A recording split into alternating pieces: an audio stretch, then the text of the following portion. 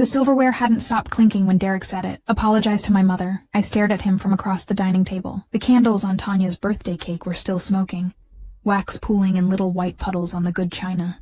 Harold was cutting himself another slice of pecan pie like nobody had raised their voice. Tanya had her phone in her lap, thumbs moving under the table. Are you serious? I said. Vivian set down her coffee cup. The porcelain made a small, sharp sound against the saucer. She didn't look at me. She looked at Derek, the way a teacher looks at a student who's supposed to know the answer. Your wife called me a thief, Vivian said, at my daughter's birthday dinner. I didn't call you a thief. My voice was steadier than I felt. I asked Derek why $18,000 moved from our joint account into your account over the last 6 months. That's a question, not an accusation. It's disrespectful is what it is, Tanya mumbled, still looking at her phone. Nathan sat beside her, jaw working like he was chewing something tough. He hadn't said a word all night. Derek leaned forward, elbows on the table. My mother needed help with some things. I helped her. That's what family does. Without telling me, it's my money, Claire. I earned it. Half of it is mine. That's how marriage works. The room went quiet. Even Harold stopped cutting his pie. Vivian lifted her napkin from her lap and placed it beside her plate, folding it once, neatly, like she was closing a book. I don't have to sit here and be interrogated in my own home. Nobody's interrogating you. Then apologize. I looked at Derek. He looked back, and I could see it in his face, the wall coming down. That look I knew from every fight we'd ever had about his family. The one that said, you're on the wrong side, and I'm not coming with you. Claire, he said, quiet and final. Apologize to my mother, or you can leave tonight. The air conditioning clicked on somewhere in the house. A car passed on the street outside, tires hissing on the warm Georgia asphalt. I could hear Megan's voice in my head, the thing she'd said 100 times. You make excuses for him. Every single time I pushed my chair back. Fine. Derek blinked. Fine, what? Fine, I'll leave. I think I surprised all of them, including myself. Vivian's eyebrows went up a fraction. Tanya actually looked up from her phone. Derek stood up fast, his chair scraping the hardwood. Claire, don't be dramatic. I'm not being dramatic. You told me to leave. I'm leaving. I walked into the kitchen. My purse was on the counter by the fridge, the small tan crossbody I'd brought to dinner. I grabbed it, slung it over my shoulder, and reached for the Porsche key fob sitting in the little ceramic bowl by the garage door, next to Derek's truck keys and a golf tee. Vivian's voice came from behind me, sharp as a slap. Leave the Porsche. My hand stopped over the bowl. I turned around. She was standing in the kitchen doorway, one hand on the frame. The overhead light caught the gold necklace she always wore, the one Harold had given her for their 30th anniversary, the one she'd told me was an investment piece. The car is registered to Ellison Custom Homes, she said. It's company property. For a second I couldn't speak. I could hear the refrigerator humming. Somewhere down the hall, a clock ticked. Are you kidding me? I said. That was my birthday present. It's a company vehicle, Derek said from behind her. He wouldn't meet my eyes. You know that. We talked about the tax. I didn't know you meant you could take it back whenever you felt like it. Nobody's taking anything, Vivian said. You're choosing to leave. Leave the car. I looked at Derek. He studied the floor. Tanya had appeared in the hallway behind her mother, arms crossed, watching like this was a show she'd been waiting for. Nathan was a shadow behind her. Harold sat at the table, slowly eating his pie. I picked up my purse. I left the key fob in the bowl. I walked through the entryway, past the family photos on the wall, Derek and me at the wedding, Tanya's kids at Disney World, Harold and Vivian on a cruise, and I opened the front door. The Georgia heat hit me like a hand over my mouth. I walked out in the dress I'd worn to dinner, strappy sandals on my feet, and closed the door behind me. The front door clicked. The automatic lock turned. I stood on the Ellison's front lawn in the dark and called an Uber. The ride to Megan's apartment in Midtown took 35 minutes. I sat in the back of a Toyota Camry that smelled like pine cleaner and watched Kingsmore disappear behind me, the big houses set back on their lawns, the country club gates, the billboard for Ellison Custom Homes that read, Build Your Dream. I checked my banking app while we sat on the connector. The joint checking account had a balance of $4.12. At 8:47 p.m., while I'd been standing in the kitchen, Derek had transferred the remaining 3,216 to his personal savings. My heart did something slow and cold. When the Uber stopped outside Megan's building, I tapped my phone to pay. The card on file, the one linked to the joint account, declined. I stared at the red message for a second, then switched payment to my personal credit card, the one I'd kept separate from the beginning. It went through. I tipped the driver 20% because I didn't know what else to do. Megan was waiting in the lobby in her pajamas, holding a glass of wine. She didn't say anything. She just handed me the glass and put her arm around me, and we rode the elevator up to her third-floor apartment in silence. Her husband was out of town on business. Their daughter was asleep in the next room. I sat on the couch in the dark, still holding the wine, while Megan got me a blanket and a t-shirt to sleep in. "You can stay as long as you need," she said. I nodded. I couldn't talk yet. She went to bed. I sat there for a long time, listening to the hum of the building, the distant siren on Piedmont Avenue, the creak of the old hardwoods settling. Then I pulled out my phone. There was a text from an unknown number, sent at 11:14 p.m. While I'd been sitting in the dark. "I know what it feels like to walk out that door with nothing. Don't go back for your things. Don't sign anything. You're not the first." I stared at the screen. The blue light lit up my face in the dark apartment. I typed, "Who is this?" and hit send. The message didn't fail, but no reply came. I didn't sleep. Not really. I lay on Megan's couch with the blanket pulled to my chin and listened to the building's heating system kick on and off. And every time I closed my eyes, I saw that key fob sitting in the ceramic bowl and Vivian's hand on the doorframe and Derek looking at the floor like I was a stranger. At 6 in the morning, I called him. It went to voicemail. I called again. He answered on the 4th ring, voice thick with sleep. "Claire, it's 6 in the morning. I need my things. My clothes, my laptop, my documents." You walked out. "You can come back when you're ready to apologize. Derek, my passport is in that house. My social security card. My birth certificate. I need those. They're not going anywhere." He paused. I could hear sheets moving. "Neither am I. This is your choice, Claire. You fix it." He hung up. I sat on the edge of the couch and stared at my phone for a long time. Megan got up at 7, found me still sitting there, and made coffee without asking any questions. She poured 2 cups, handed me one, and sat down across from me at the kitchen table. "We're going to get your stuff," she said. "I'm coming with you." We drove to Kingsmore in Megan's Odyssey, the minivan with the car seat and back. It felt absurd, pulling up to the house I'd lived in for 2.5 years in a car that wasn't mine. The front door key didn't work. I tried it twice before I noticed the deadbolt was new, bright brass and shiny. I rang the bell. Nobody came. I knocked. Nothing. Then I saw the boxes. 3 cardboard boxes sat on the front porch, stacked by the doormat. The top one was open. I could see my sweaters inside, stuffed in like someone had grabbed armfuls from the closet. Megan stood behind me on the steps. "Claire." I opened the other boxes. Clothes, shoes, my work laptop, the one the design firm had issued me, sitting on top of a pile of jeans, my toiletries bag, a framed photo of my mother and me at my college graduation, but no documents, no passport, no social security card. No birth certificate, no tax returns, no copy of the prenup. My personal laptop was gone too, the MacBook I'd bought before I met Derek, with all my freelance work and photos. I carried the boxes to the minivan one at a time. My hands were steady. I remember that. I was completely calm, the kind of calm that comes when your body runs out of adrenaline. We went to the Bank of America branch on North Point Parkway. I stood at the counter in the same dress I'd worn to dinner, now wrinkled, and asked the teller about the joint account. She typed, frowned, and told me it had been closed yesterday evening by the primary account holder. Derek was the primary. I was a signer, not an owner. The safe deposit box was in both our names. But Derek had accessed it at 9:15 that morning, before dinner, before the fight, before he told me to leave. He'd already emptied it. My grandmother's ring was in there, the one she'd left me when she died, the one I'd kept because it was the only thing I had that was truly mine. I sat in the parking lot and cried for the first time. Not because of the ring, not really. Because he'd planned it. He'd gone to the bank before he'd even given me the ultimatum. He'd known how this was going to end. Megan didn't say anything. She just handed me a napkin from the glove compartment. I went to work because I didn't know what else to do. I sat at my desk and tried to design a logo for a coffee shop and stared at the screen until my eyes burned. Around noon, my boss, David, asked me to come into his office. He looked uncomfortable. "Claire,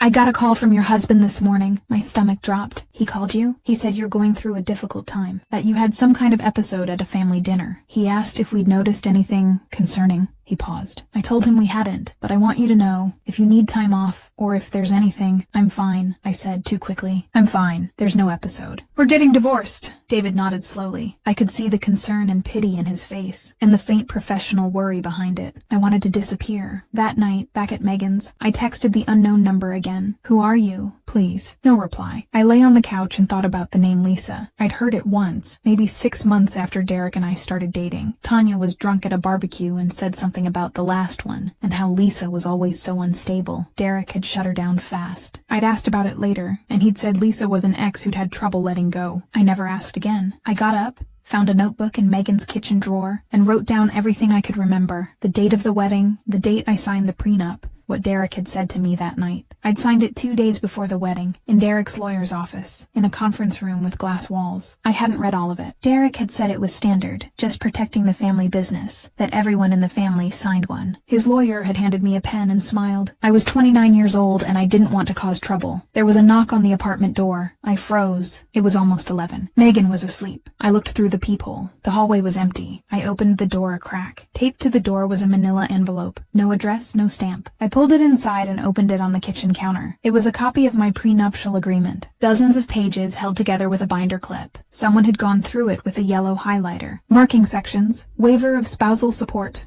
Property held in family entities shall remain separate. Party acknowledges opportunity to seek independent counsel and knowingly waives. The last one was circled twice. In the margin, in blue ink, someone had written, "You didn't have a lawyer." The wedding was 48 hours later. That's not a waiver. That's coercion. Tucked in the back was a sticky note. "You signed this under duress. You had no lawyer. That matters. Get one." No signature. I held the note in my hand and read it 3 times. Then I walked to the window and looked down at the street 3 floors below. A car was pulling away from the curb. A dark sedan, maybe a Toyota, I couldn't tell. It turned the corner and was gone. Megan came through the way she always does. By knowing somebody who knows somebody. Her HR director had a divorce lawyer she'd used in her own split. A woman named Patricia Holloway who didn't advertise and didn't need to. Pat's office was in a Buckhead high-rise with a view of Lenox Square, and her receptionist offered me sparkling water before I'd even sat down. Pat was in her 50s, with short gray hair and reading glasses on a chain. She shook my hand, closed the door, and said, "Tell me everything. Start from the beginning." I talked for 40 minutes. She took notes on a legal pad, didn't interrupt. When I finished, she flipped through the highlighted prenup the unknown person had left on Megan's door. "Okay," she said. "Here's what we have. You signed this 48 hours before your wedding. In Georgia, a prenuptial agreement has to be entered into voluntarily, with full financial disclosure, and both parties need a meaningful opportunity to consult independent counsel. You had no lawyer. You were presented with this 2 days before walking down the aisle. That's not a negotiation. That's a gun to the head." She turned a page. "And this is interesting. Schedule A, Derek's financial disclosure. It lists his bank accounts, his retirement, his interest in Ellison Custom Homes. But there's no mention of any account held outside Georgia. Did you know he had one?" I didn't know anything about his finances. I never looked. Pat nodded. "If he failed to disclose a material asset, that's another ground to challenge the agreement. But I'll be honest with you, challenging a prenup isn't cheap. I need a $5,000 retainer to get started, and it could go higher. I had $3,800 in a savings account I'd opened before the marriage. I'd kept it separate. Secret almost, because something in me, some small, quiet instinct, had never let me close it. "I'll get it," I said. I sold the engagement ring that afternoon. A jeweler on Roswell Road looked at it through his loupe, checked the GIA certificate, and offered me $2,400. It was a Tiffany setting, 1.7 carats, and Derek had told me it cost $12,000. I took the $2,400 in cash and didn't look back. I called my mother from the parking lot. She answered on the second ring. "Baby, how are you? I've been meaning to call. Mom, I need to borrow $2,000. A beat of silence. "What happened?" I told her. "Not everything, not over the phone, but enough. The fight, the ultimatum, the boxes on the porch, the locked bank account." She listened without interrupting. When I finished, she said, "I'll wire it tomorrow." "And Claire?" "Yeah?" I never liked that family. Not because they weren't nice. Because they were too nice. Nice like a trap. That night, I texted the unknown number one more time. "I have a lawyer. Tell me who you are." The phone rang 10 minutes later. "Unknown number." I answered. "Claire?" A woman's voice. Quiet, like she was somewhere she didn't want to be overheard. "My name is Lisa Marlowe. I was engaged to Derek Ellison 8 years ago." I sat down on the couch hard. "You're the one who's been texting me." "Yes." A breath. "Look, I know how this sounds, but I saw Tanya at the Avalon last week, and she mentioned the fight at the birthday dinner." I asked around. I heard what Vivian did with the car. I couldn't not say something. "The Porsche," I said. A pause. "The Porsche was mine first." She told me the whole thing in a low, steady voice, the way you tell a story you've told yourself 100 times. She'd been 28, working as the office manager at Ellison Custom Homes, dating Derek for a year and a half when they got engaged. She moved into his house. He gave her a white Porsche Macan for her birthday. It was registered to Marlowe Properties LLC, a company Harold had set up using her social security number and a forged signature. She didn't know it existed until she tried to insure the car. When she found out Harold was using unlicensed subcontractors on his builds and falsifying inspection reports, she went to Derek. 3 days later, Harold called called her into his office and laid out a separation agreement, an NDA, and a check for $50,000. Sign it and leave, or he'd make sure she never worked in construction in Georgia again. She signed. She left the car, the ring, the house. She was scared. The NDA expired last year, she said. 7 years. I'm free to talk now. Not that it matters. Nobody would have believed me before. I pressed my hand over my mouth. The same car, the same house. The same script. I was a remake. Lisa, why are you telling me this? Because nobody told me. I walked out that door with a duffel bag and I thought I was the only idiot in the world who'd let it happen. Her voice cracked, just slightly. You're not, and you don't have to do what I did. What did you do? I disappeared. I took the money and I ran and I didn't fight. She paused. The Porsche is the least of it, Claire. Ask your lawyer what happens when you depose Harold Ellison. I couldn't do it 8 years ago. I was too scared, but you're not alone anymore. The line went dead. I stood in the middle of Megan's living room holding the phone. Behind me, the kitchen light was on. Megan was standing in the doorway in her nightgown, holding a glass of water, and I could tell from her face that she'd heard the last part. Depose? She said. Claire, what are you getting into? Nathan called me 2 days later. I didn't even know he had my number. Claire, it's Nathan. Don't say my name. Just listen. I was sitting in the parking lot of the design firm, in Megan's car. I gripped the phone tighter. I can't talk long, he said. I want to help you. Not because of Derek, because of what's right. Help me how? Harold is moving money around. LLCs mostly. He's done it before, when Lisa left. I've seen the paperwork. I can get you copies. I wanted to believe him. Nathan had always been the quiet one at family dinners, the one who'd pass the rolls without being asked, and laugh at jokes that weren't funny. He was married to Tanya, worked for Harold, lived in a house Harold had built for them at a family discount. He was as trapped as anybody, maybe more. We met at a Starbucks on Mansell Road the next morning. He came in wearing a work shirt with the Ellison Custom Homes logo, ordered a black coffee, and sat across from me with his shoulders hunched like he was afraid someone would see. Tanya doesn't know I'm here, he said. She'd kill me.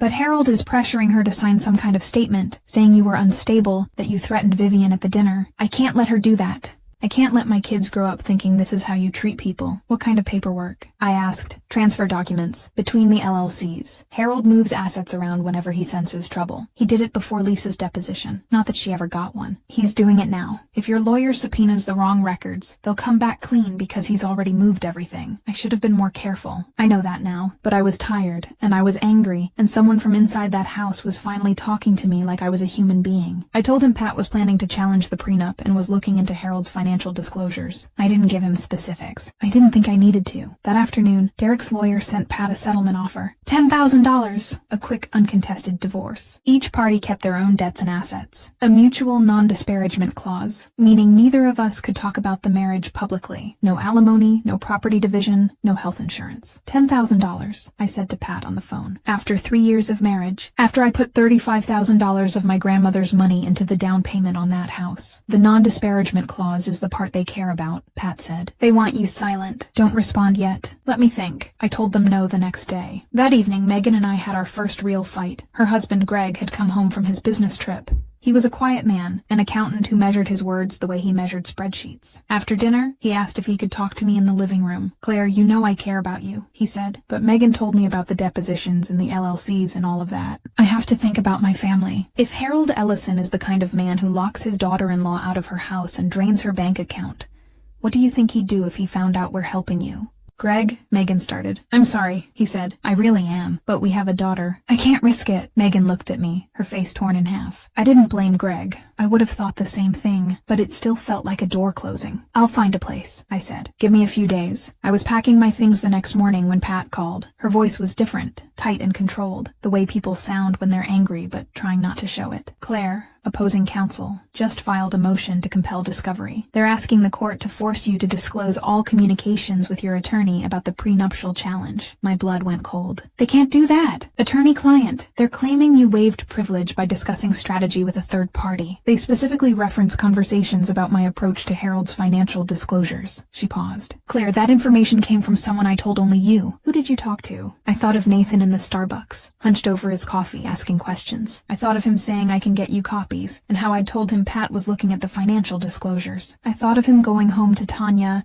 and Tanya calling Vivian, and Vivian telling Harold. Nathan, I said. My voice sounded like it belonged to someone else. Nathan Reed, Tanya's husband. He contacted me. He said he wanted to help. Pat was quiet for a long moment. Did he give you any documents? No, he just asked questions. Of course he did, she sighed. Claire, listen to me. From now on, you don't talk to anyone connected to that family. Not Derek, not Tanya, not Nathan, not the mailman if he happens to work for Ellison Custom Homes. Do you understand? I understand. I hung up and sat on the floor of Megan's guest room, surrounded by the boxes from the porch. I'd walked into that house for 2.5 years thinking Nathan was the quiet, decent one. I'd told him things I hadn't told anyone but my lawyer. My phone buzzed. A text from Nathan. Sorry. He made me. I stared at it. Then I deleted the message and blocked his number. Pat called me back an hour later. She'd calmed down. Here's the thing, she said. I deliberately didn't tell you everything about my strategy. What I shared with you about the financial disclosures. It wasn't wrong, but it wasn't the whole picture. If they're acting on it, they're chasing a partial trail. It's not ideal, but it's not fatal. You used me as bait. I gave you information I could afford to lose. That's different. And now we know Nathan Reed is reporting to Harold. That's useful. It didn't feel useful. It felt like someone had reached inside my chest and squeezed. That Saturday, I met Lisa Marlowe in person. She taught yoga at a small studio in a strip mall off Roswell Road, between a nail salon and a chiropractor's office. I waited in the parking lot until her class ended, watching women in leggings carrying rolled-up mats to their cars. She came out last, locking the door behind her. She was smaller than I expected.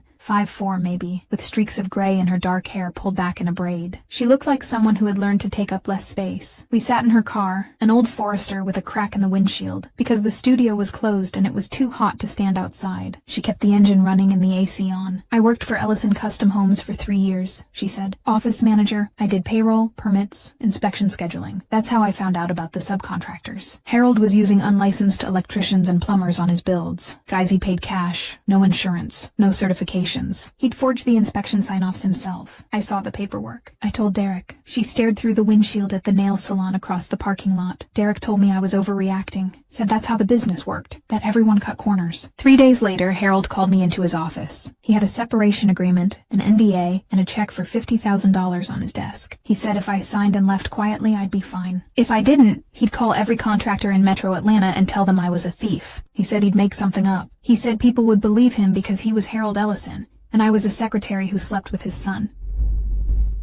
Her voice didn't shake. She'd told this story before, maybe to a therapist, maybe to herself in the dark. I signed. I left the car, the ring, everything. I was 28 years old and I was scared. She turned to look at me. The day I left, I was packing a duffel bag in the guest room. Vivian came in. She didn't say anything. She just handed me a folded piece of paper and walked out. It had a phone number on it, a lawyer, I think, and 5 words, "Don't end up like me." The air in the Forester felt thin. What did she mean? Lisa looked at me like the answer was obvious. Vivian married Harold when she was 21. She signed a prenup too, a postnup actually, after Derek was born. She has nothing, Claire. No bank account in her own name, no credit cards that aren't tied to his, no job history. Harold gives her an allowance in cash every week. She's been in that house for 40 years, and she owns none of it. I thought of Vivian standing in the kitchen doorway, her hand on the frame, her voice sharp enough to cut. Leave the Porsche. I'd heard cruelty. I'd heard control. What I hadn't heard was fear. She's not the villain, Lisa said. She's the one who's been there the longest. I sat with that for a long time. The woman I'd hated for 3 years, the woman who'd screamed at me in her own kitchen, was as trapped as I was. More maybe. At least I'd walked out. Vivian had walked in and never left. Harold is the one you're fighting, Lisa said. Derek is just Derek. He's been doing what his father tells him since he was old enough to talk. He'll never leave that family.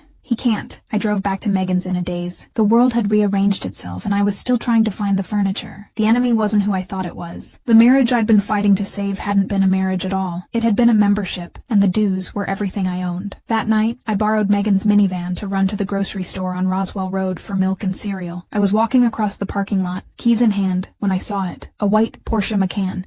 It was parked under a streetlight, clean and familiar, the same car I'd driven for 2 years.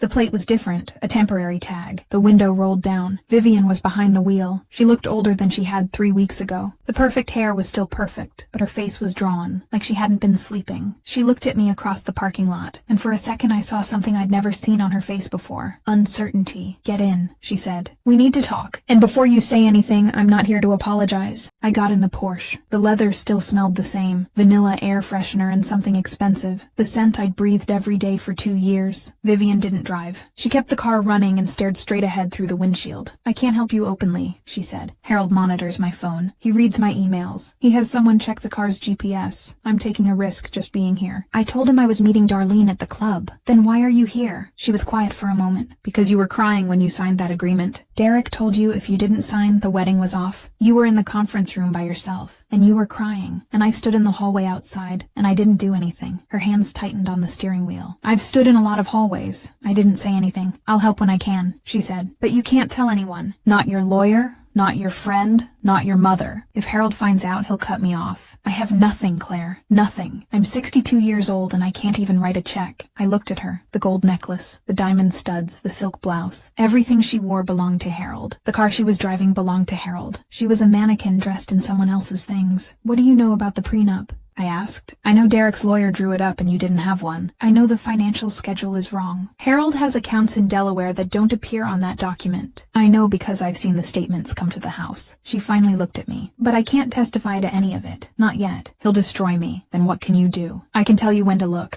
Where to look? She put the car in drive. I'll be in touch. Get out. If someone sees us, I got out. She drove away before I'd closed the door. The next morning, Pat called with bad news. Derek's attorney had filed a counterclaim. They were arguing that I'd abandoned the marriage by walking out, that Derek had been devastated and deserted. They wanted reimbursement for what they called marital gifts, the wedding ring, the vacations, and $12,000 for what they described as personal use of a company vehicle, the Porsche. They're trying to make you the villain, Pat said. It's a standard maneuver. Don't take the bait, but it got worse. That afternoon, David called me into his office again. The firm's biggest client, a commercial real estate developer who did business with Ellison Custom Homes, had terminated their contract. No explanation, just an email. David didn't say it was my fault. He didn't have to. Maybe you should take some time, he said. Paid leave, just until things settle. I packed my desk and walked out to the parking lot with a cardboard box of my things. It was the second box I'd carried in a month. That night, Greg gave me until Sunday. I'm sorry, Megan said, standing in the kitchen while Greg watched TV in the other room. I'm so sorry, Claire. But he's right. We can't. It's okay, I said. I get it. I spent Thursday looking at apartments I couldn't afford, and Friday morning looking at rooms for rent in strangers' houses. By Friday afternoon, I checked into a weekly rate motel off I-85, the kind with exterior doors and a neon sign that flickered. $280 a week, paid in cash. The room smelled like cigarette smoke and cleaning spray. The bedspread had a burn on one corner. I sat on the edge of the bed and stared at the wall. I called my mother. She answered on the first ring. Baby? I started crying and couldn't stop. I told her everything. The boxes, the bank, the Porsche, Nathan, Lisa, Vivian in the parking lot. I cried so hard I could barely breathe.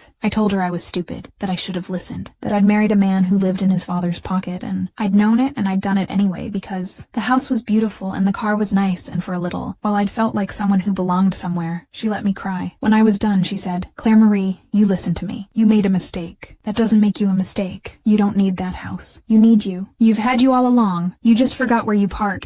I laughed. It came out ugly and wet, but it was a laugh. After we hung up, I lay on the motel bed and thought. I thought about Harold's home office, the one in the big house on the Ellison property, separate from the construction company office. I'd been in there once, 2 years ago, when Derek asked me to help him scan some old family photos. Harold kept a floor safe behind a bookshelf, and Derek had opened it right in front of me, spinning the dial to his birthday. 04-1787. Old man can't remember combinations, Derek had said. Uses mind for everything. I sat up. The safe had held more than photos. There were folders, binders, a stack of cash, and what looked like legal documents. I hadn't paid attention at the time, but I'd seen enough to know. Harold kept paper copies of everything in that room. He didn't trust computers. I got off the bed, found the notebook I'd been using, and started writing. The house layout, the office location, the safe combination, the schedule, when everyone was out. I wrote it all down in the light of the flickering neon sign, with the sound of trucks on the highway shaking the window. When I finished, I looked at my hands. They weren't shaking anymore. I found the side door key in the pocket of a jacket I'd taken from the boxes on the porch, a gray rain jacket I'd hung by the door at the Ellison house 100 times. Derek had changed the front deadbolt, but the side door, the one that led from the garden into the mudroom, had a separate lock. He'd forgotten about it. Or maybe he'd never thought I'd be brave enough to use it. I waited until Wednesday. I'd spent 3 days watching the house from the parking lot of a church half a mile down the road, learning the rhythm. Tanya took her kids to music class at 10 on Wednesdays. Nathan was was at a job site in Cumming. Derek was at the office by 8. Harold and Vivian went to the country club for bridge at 11. But Harold usually left first, around 10:30, to hit a bucket of balls. At 10:45 on Wednesday morning, I walked through the Ellisons' garden in jeans and a t-shirt, tried the side door, and it opened. The house was quiet. The cleaning lady came on Thursdays. I walked through the mudroom, past the kitchen, down the hallway to Harold's office. My sandals made no sound on the hardwood. I could hear the grandfather clock in the foyer ticking, the refrigerator humming, the distant whir of a sprinkler system. The office door was closed. I opened it. It smelled like leather and old paper, the way it always had. The bookshelf was on the far wall, floor-to-ceiling dark wood, packed with construction manuals and binders. I'd watched Derek swing it open 2 years ago.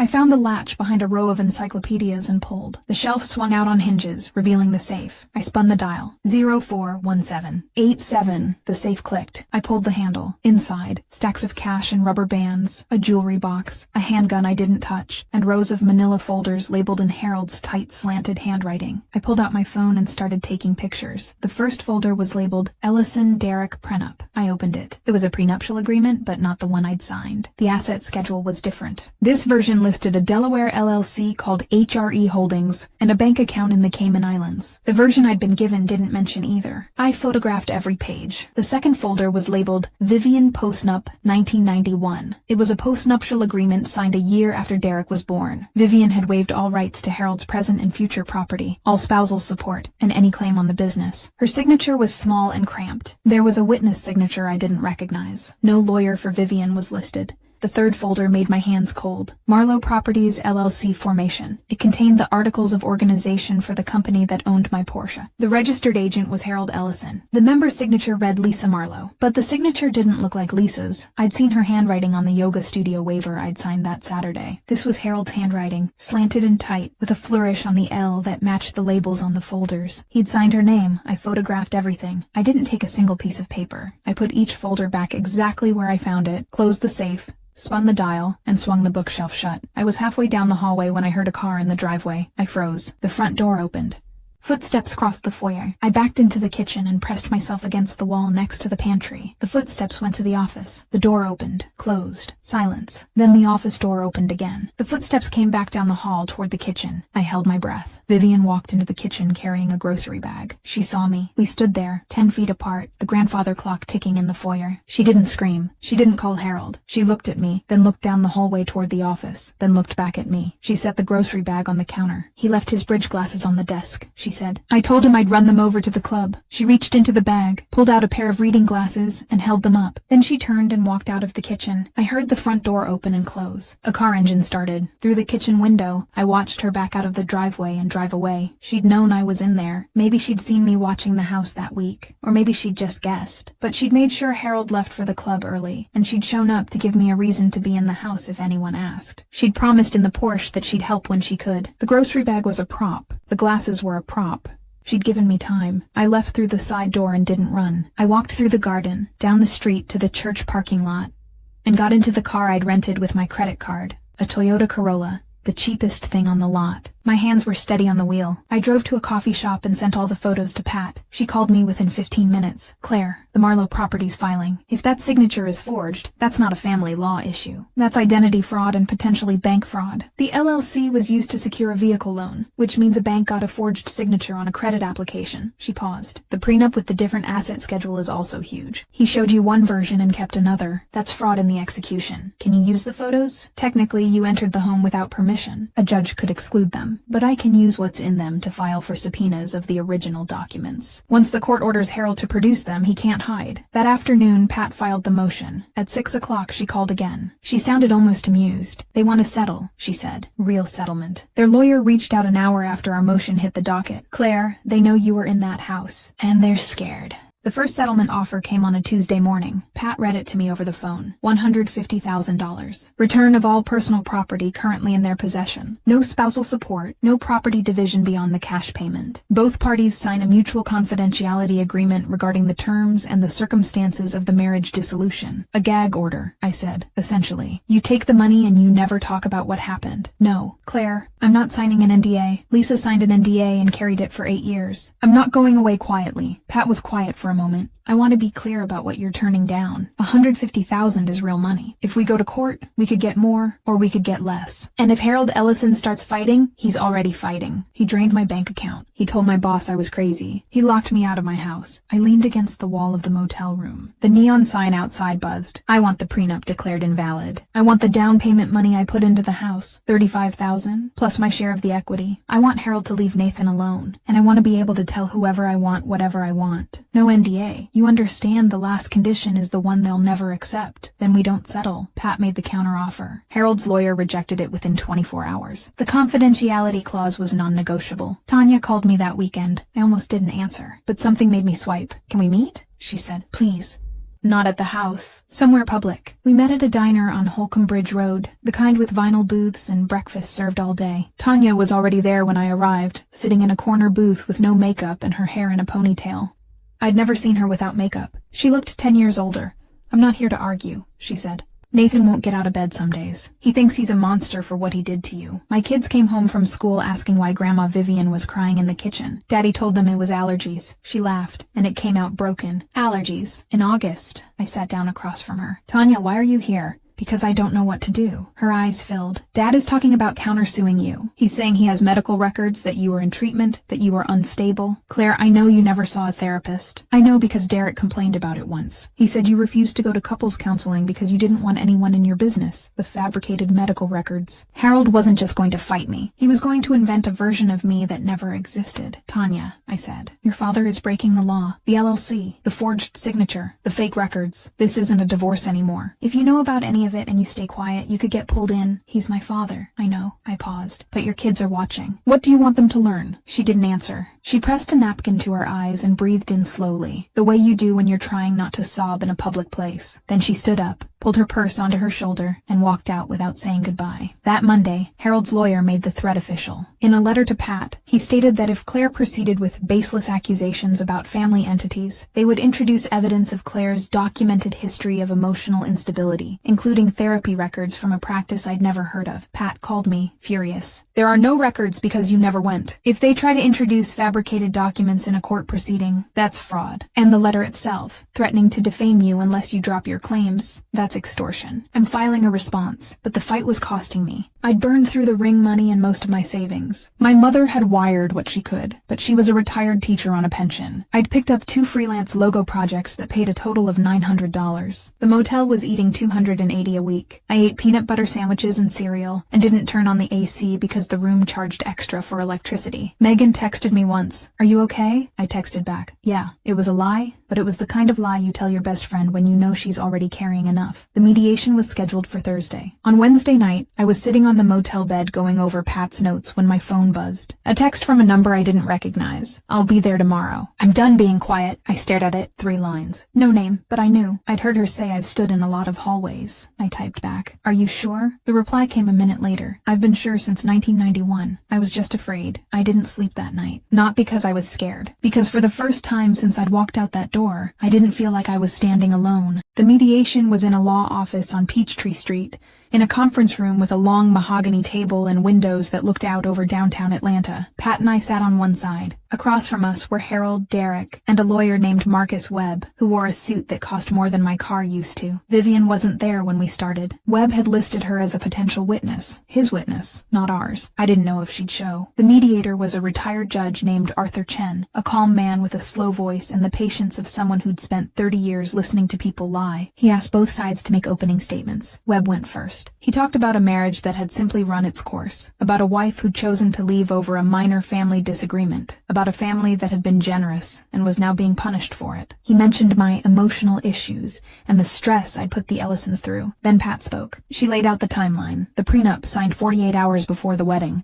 No independent counsel. The different versions of the asset schedule. The Marlowe Properties LLC registered with a forged signature. The fabricated therapy records, the letter threatening to use them. She placed photographs of the documents in front of the mediator one by one, like she was dealing cards. Webb objected. He said the photos were obtained illegally, that I'd trespassed in Harold's home. Pat said she wasn't offering them as evidence. She was using them to demonstrate why the court should subpoena the originals, which was a separate motion already filed. That's when Webb called Vivian. She came in wearing a gray dress, her hair pulled back, no jewelry except her wedding band. She sat down at the end of the table between Harold and Derek. and placed her hands flat on the wood. Webb asked her about the night of the birthday dinner. She answered calmly. Yes, there had been an argument. Yes, Claire had raised her voice. Yes, Claire had left the house. Mrs. Ellison, Webb said, would you say your daughter-in-law was behaving irrationally that evening? Vivian looked at him. Then she looked at Harold. He was staring at her with an expression I'd seen before, the one he used at dinner when someone said something he didn't like. Flat, still, waiting, I would say, Vivian said slowly, that Claire was upset because she'd discovered her husband had transferred $18,000 from their joint account without telling her. That's not irrational. That's a reasonable response to finding out you can't trust the person you're married to. The room shifted. Webb blinked. Harold's jaw tightened. Mrs. Ellison? She was crying when she signed the prenup, Vivian said, and her voice didn't waver. Derek told her if she didn't sign, the wedding was off. I was in the next room. I heard him. I heard her crying. And I didn't do anything. She turned to look at Harold directly. You told me to take her documents, her passport, her birth certificate, and keep them in the office safe. You said it would give us leverage. I did it. I've done a lot of things, Harold, because you told me to. Because I was afraid. Harold's voice came out low and dangerous. Vivian, be careful. I've been careful for 40 years. She didn't look away from him. I'm done being careful. Derek had gone white. He stared at his mother like he'd never seen her before. Maybe he hadn't. The mediator asked for a recess. Pat and I stepped into the hallway. She didn't say anything for a moment. Then she put her hand on my arm. That changes things, she said. When we went back in, Webb looked like he'd aged 10 years. He huddled with Harold in the corner, their voices too low to hear. Derek sat alone at the table, staring at his hands. They came back with a new offer. $250,000. The prenup would be vacated. I'd receive the return of my $35,000 down payment plus half the equity in the house, which came to another $40,000. My personal documents would be returned immediately. No confidentiality agreement, no non-disparagement clause. A mutual release of all claims. Mr. Ellison also wants it on the record, Webb said, like the words tasted bad, that the medical records referenced in our earlier correspondence were a misunderstanding. They won't be introduced. Pat looked at me. Claire, this is a good offer. Given the risks of litigation, I recommend you take it. I looked at Derek. He was still staring at his hands. I looked at Harold, whose face was a mask of controlled fury. I looked at Vivian, who sat straight in her chair with her hands flat on the table, and I saw something I recognized. It was the way I'd felt in the motel room when my hands stopped shaking. I accept, I said. The paperwork took 2 hours. I signed my name so many times my hand cramped. When it was done, I walked out of the conference room and down the hallway to the elevator. Derek caught up to me in the parking garage. Claire, wait. I stopped. He was standing 10 feet away, his tie loosened, his hair messy like he'd been running his hands through it. I never wanted, he started. I held up my hand. Don't. My voice was quiet. Just don't. I walked to my mother's car. She'd driven in from Asheville that morning and was waiting for me by the exit. I got in, closed the door, and put on my seatbelt. Karen didn't say anything. She just reached over and took my hand. We drove down Peachtree Street in the August heat, and I watched the city pass by outside the window, and for the first time in a long time, I didn't feel like I was waiting for something bad to happen. 3 months later, I bought a car. It was a 2019 Honda HR-V, white with a gray interior and 41,000 miles on it. The dealership was on Memorial Drive, and I sat in the finance office for an hour while they ran the paperwork. When they handed me the keys, I held them in my hand for a second before I put them in my purse. They were attached to a keychain I'd bought at Target, a small leather disc with my initials on it, C.B. Bennett, not Ellison. I paid $16,000 in full from a savings account that had only my name on it. I rented a townhouse in East Atlanta, a 2-bedroom with a tiny backyard and a porch where I could sit in the evenings. The kitchen had a dishwasher that made a grinding noise, and the previous tenant had painted the living room a color I could only describe as anxious yellow. But it was mine.